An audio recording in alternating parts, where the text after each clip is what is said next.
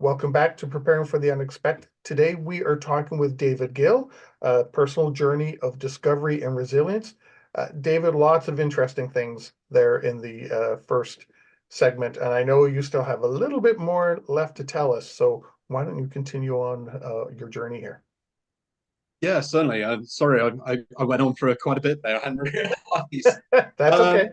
Um, so my first operational posting, there's various challenges, and say things from leading expeditions, working in those environments, sort of transferred naturally, sort of working with different cultures, working with different language barriers and forms of communication. So, to me, one of the biggest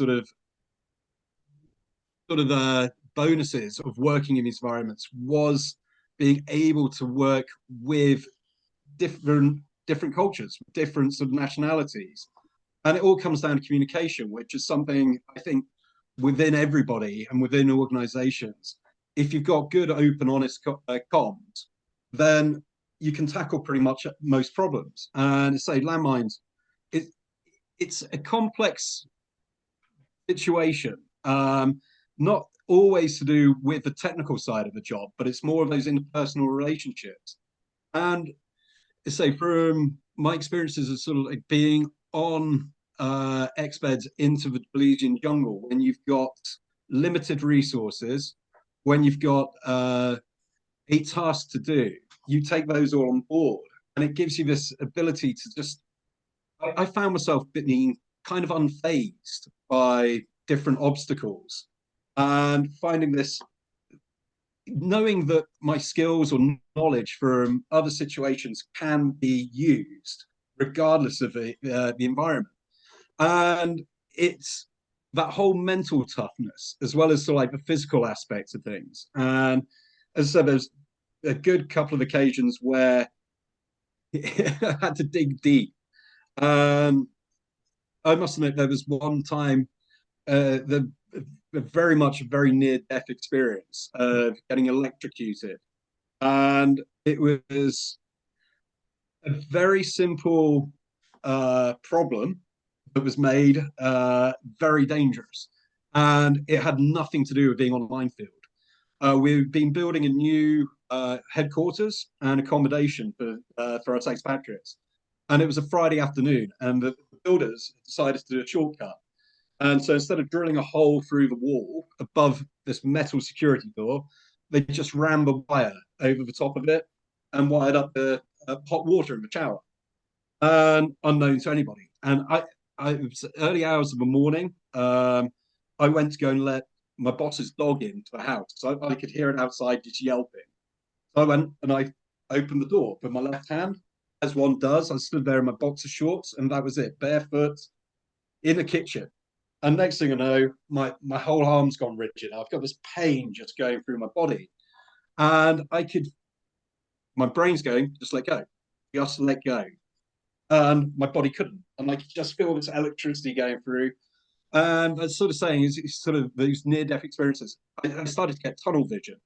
My heart rate was pumping, and it just started slowing down. My lungs were bursting, and I'm just stood there flying back, just can't let go. And I just sat there, and in my head, everything was going in sort of slow motion. And I had this amazing feeling of embarrassment that if I was to die in just my underwear in a conflict zone, my friends at my funeral, I could just imagine the look on their face. And I just went, I don't, this is not the way I envisage myself going.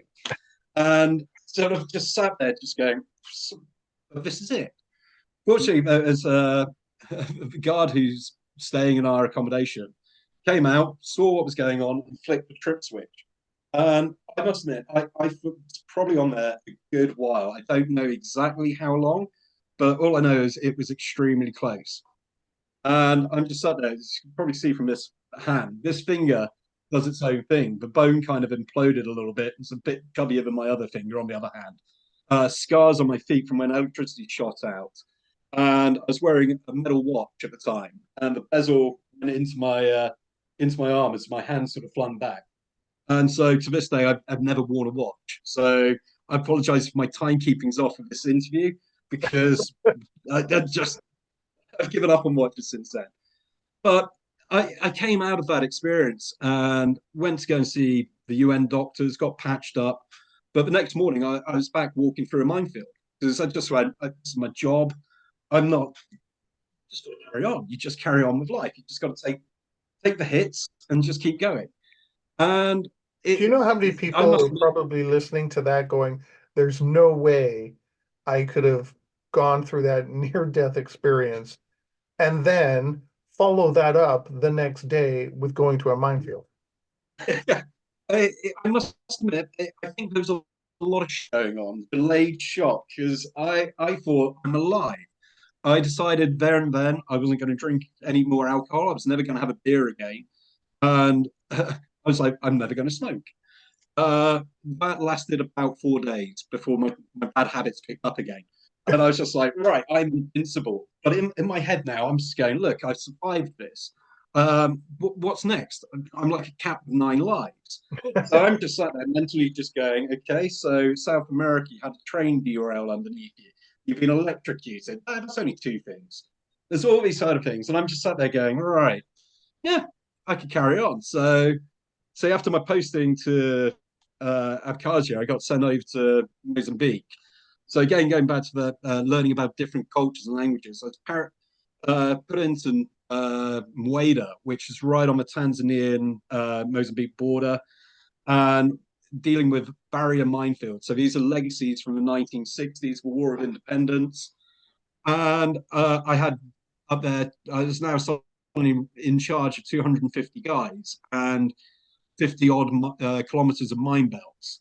And so it was a whole different sort of problem. I was now having to learn a new language. I was having to deal with interpreters who weren't exactly the best at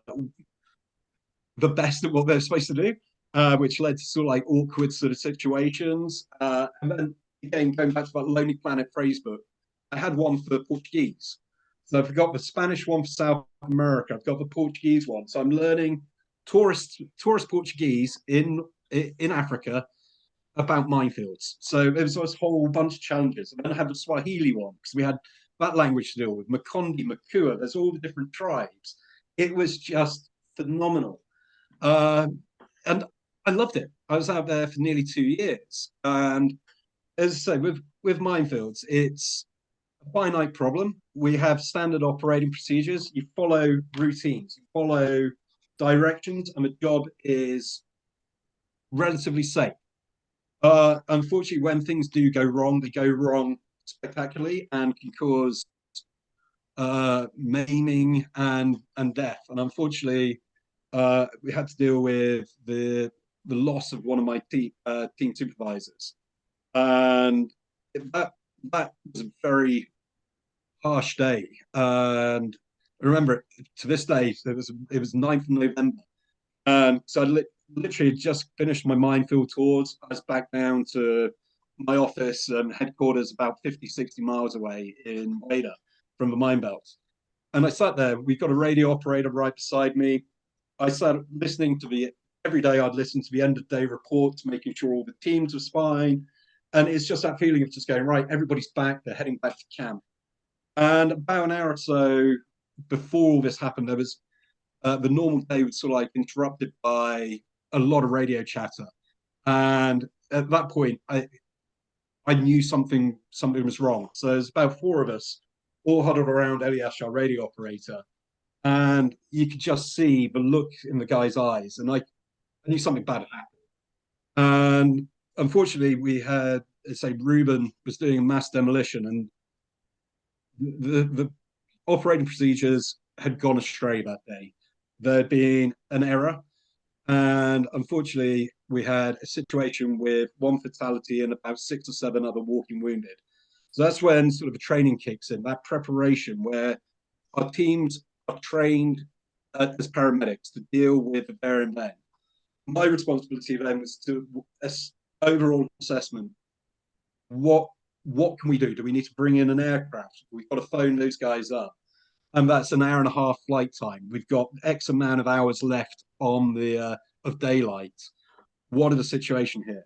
I then had to communicate my plans with this to my head office back in Scotland. So there was this whole chain of command that I had to go through and come up with this plan to basically deal with this growing situation. Fortunately, our team up there were trained professionally and could deal with situation without it becoming emotional. We got ascertained that we had one fatality, the other were walking wounded. There was no need for sort of like an immediate aircraft to come in. We could get road evacuations, everything being stabilized, but then we had to recover Reuben.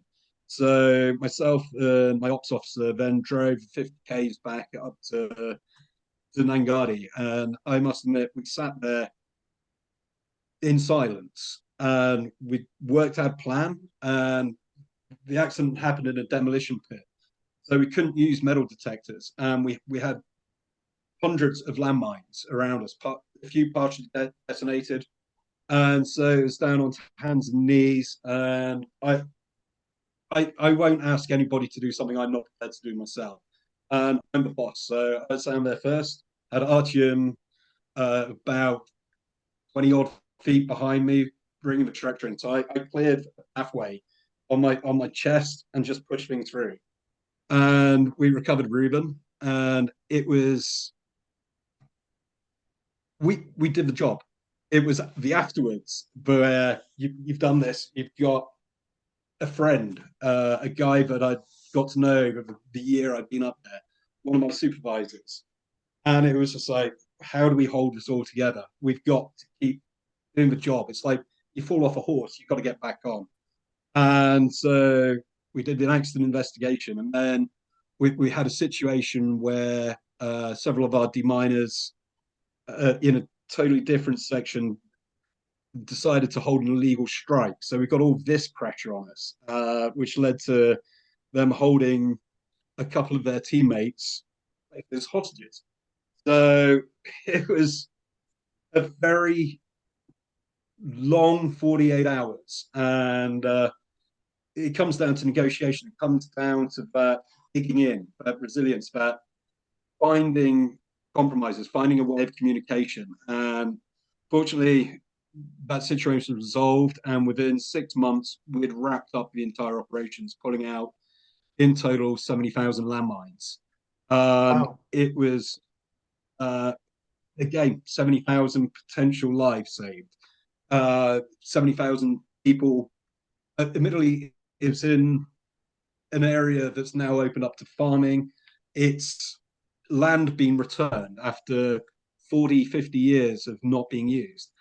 And I must admit, Halo was a job that I found massive satisfaction in, knowing that you're doing something for others. And it goes back to what I said at the beginning, this sense of service that I was instilled in as a child. And it, to this day, I've never had a job that's repeated that sense of satisfaction, that sense of challenge. But like with everything, you move on. And my time with Halo, I wanted to get to Afghanistan. This is now 2008-ish. The situation in Afghanistan is, as you all know, that there was a massive surge in operations over there. And Halo, it's where Halo was set up. And I wanted to go and be a part of that massive program. And unfortunately, that posting never came up. So I made a decision to leave Halo. I thought, take some time off. And then I got a job in Afghanistan about 4 months later, working for a military contracting firm, which was an entirely different sort of scenario. But the skills that Halo taught me, that Expeditions taught me, sort of were able to be transferred to pretty much anything. We were taught sort of situational awareness, threats, how to look after your team, and how to lead teams in difficult situations. So I'm rather grateful for that sort of that opportunity. And I'm aware I'm now sort of going on quite a long, and I've just looked at my clock here. I do have a couple of questions for you because you just Yeah, mentioned the sense of service from when you were young. yeah, And considering all the changes that you've gone through and all the different roles that you've played in different parts around the world. Um, it seems like the journey actually started a lot earlier. You just may not have realized it. Yes, yeah, I think it did. And as I said, I as a in my childhood, I was very fortunate to sort of grow up, as say, in that environment.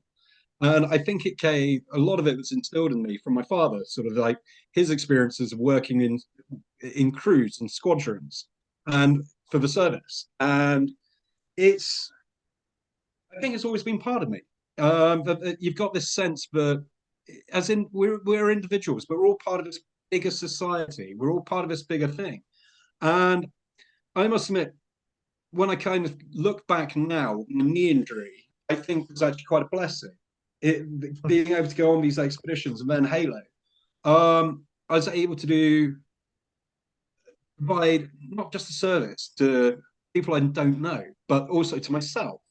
And it gave me those opportunities to grow. And I must admit, as a teenager, I was kind of an awkward, gawky, kind of shy guy. And then you're thrust into, or not thrust, but get presented these opportunities, and you roll with them. Every day you sort of get challenges presented to you that are either good or bad. And I think all these experiences I've had have toughened me. Not to a point where I'm a hard, cold, heartless person, but as I said, it's given me this ability or this skill to prioritize. And say, even in daily sort of life, there's times where things haven't gone exactly right. There's been personal sort of dramas. There's been sort of personal issues, and it's like, right, how do we categorize that? What can I deal with in the here and now? What can I look at in the future? And what lessons have I learned from my mistakes? And we're humans. We all make mistakes, and it's what how we learn from them and how we're never going to prevent making mistakes. We're never going to make the right decisions, the wrong decisions. Um, I look back and sort of some of my what I considered bad decisions or bad choices have actually been part of that learning. They've actually given me the strength and the ability to think through them and get me to where I'm sat right now. So uh, I don't. When I spoke to you just the other day, I'm sat looking for a job at the moment. Two have rolled up today. One back into that old environment of landmine clearance, another one in another humanitarian New York. So I'm just sat there just going, right, I've got to make decisions. Which one's going to be the right choice? It's, I don't know. I honestly don't know. So I'm just now sat just going, right, whatever decision I'm going to make is going to be the correct one for this moment. If it turns out not to be, it's another lesson learned. But if you don't try things, you never know. Uh, I think those experiences of working in mountains and working in expeditions, working for NGOs, does give you that ability to sort of focus on prioritize and plan for the future. But suddenly something can happen and you've got to be able to pivot. So I think there's a lot of good things I've taken over the years. And so I could probably go on and on and on. Well, I we've don't only need we've only to. got 4 minutes left, but I do want to ask you one question. Um, Yeah. Out of all of those experiences that you've been through, the good ones and the unfortunate ones, personal unfortunate experiences and team unfortunate experiences, Ruben as an example, is there any one that stands out above the other that says, wow, that was one hell of a learning experience? Or, is there anything that really stands out as that was a defining moment for me? Um, yes, I'd say there was an episode in Afghanistan, but I'm not gonna tell you the story online. I'll talk to you about it off. But yeah, there's been moments, or that particular moment, made me realize that this journey has been interesting. It's been challenging, and I'm very glad to have come out at the other side. But I've learned a lot from others. I've had some great mentors. I've had some great people that I've worked with that have helped. And I think the biggest learning curve or the biggest lesson I've learned from all of this is to be able to talk. It's about communication and opening up and being honest. I used to hold back a lot of things. I didn't tell my mother about half of the shenanigans that I've got up to. And I'd come home on leave and I'd sit with my father over a glass of whiskey into the early hours. And I'd sit there in tears and I could relate. I could tell him the things. And I'd just like, just don't tell mom. And then I would promptly pack my backpack and then go off again. And it was just after my father passed away and was chatting with my mum, and she goes, "Do you honestly think your dad never told me this stuff?" He goes, "Deep down, you will always still be that small boy." And as a father now, I know what she means, and I want my son to have that communication. And again, with my friends, I think going forwards, it is just being honest and sort of being open to criticism, being open to uh, your weaknesses, your vulnerability, because vulnerability, I think, is an absolute massive strength, and I think that has definitely helped me. Definitely helped me.